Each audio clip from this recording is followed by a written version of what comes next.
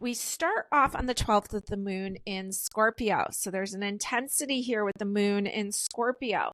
I already think of Capricorn season as intense in general because Capricorn is, the authority and I don't know, just think of it as like father energy, like almost like father knows best, and this is how we do it. These are the rules. And then you've got the moon in Scorpio, which is like psychic and intense and very detail orientated. So Monday the 12th, moon in Scorpio stays there until Tuesday the 13th.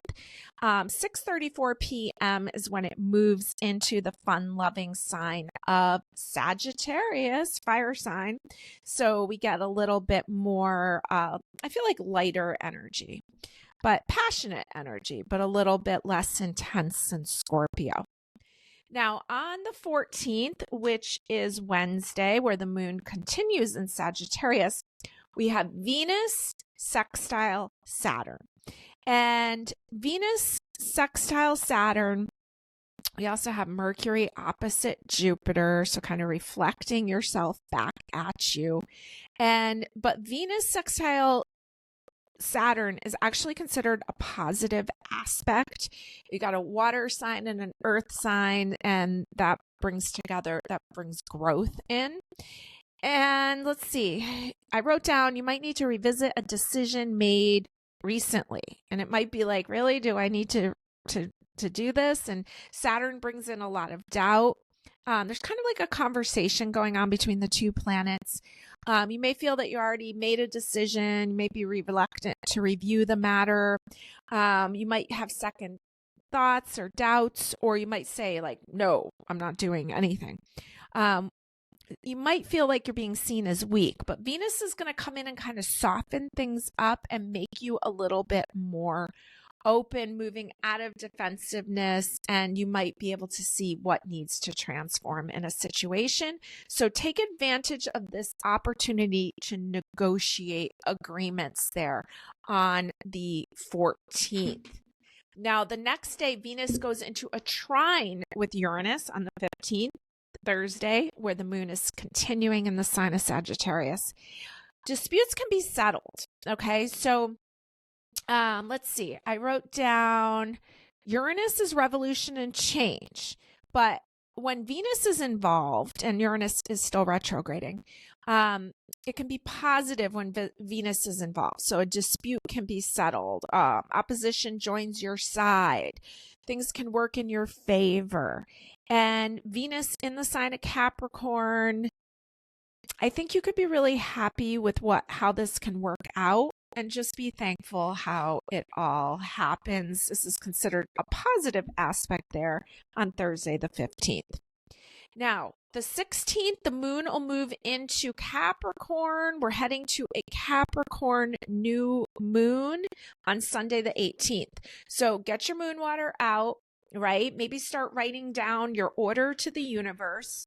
What would you like? Ask the universe. And it could be, I'd like to feel this way, or try to put it in positive statement. I like to write it down, put it under my jar of water, put it in the window, and let it charge up. I like to read my list of wishes or my order to the universe while I'm drinking my water, but do what you do. Okay, so the 16th, the moon moves into Capricorn in the morning. And then the 17th, Venus leaves the cardinal sign of Capricorn and enters the fixed sign of Aquarius.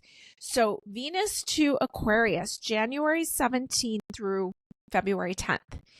Now, when Venus is in Aquarius, Aquarius is known to be social. Now, I know not every Aquarian likes people. And I've talked about how we sell a shirt in my store that says Aquarius, people person who dislikes people. And I really do think that sums up Aquarius a lot. But Aquarians are known for networking, for large groups of people. And these people, these friends, or these friends of friends can open up doors for you. So when you get invited to things, say yes. You can attract a new circle of admirers, new friends open doors. Take advantage of this social period starting on the 17th. Now, we're going into the new moon on the 18th. It peaks at 2:52 p.m. Eastern Standard Time, and it's going to be at 28 degrees of Capricorn. Now, the new moon in general is the dark moon, right? There's no light. And Capricorn is the darkest part of the year. So this is a great time to kind of just like enter into the darkness. Drop out, turn the TV off, get off the internet, reconnect with yourself. I know it's freezing cold here in New England, but maybe you even just takes a nice nap. And even if it's just for today, take advantage of this disconnecting energy. Even though I just told you to connect to people, but on the 18th, just get some nice rest and recharging. It's the first new moon of the new year. It's a great time to set intentions, reflect on how far you've come. And this new moon is going to be conjunct together with Mars, Venus, and Pluto. So there's an intensity there, but just take some you time there. All right, let's pull some cards for this new moon week.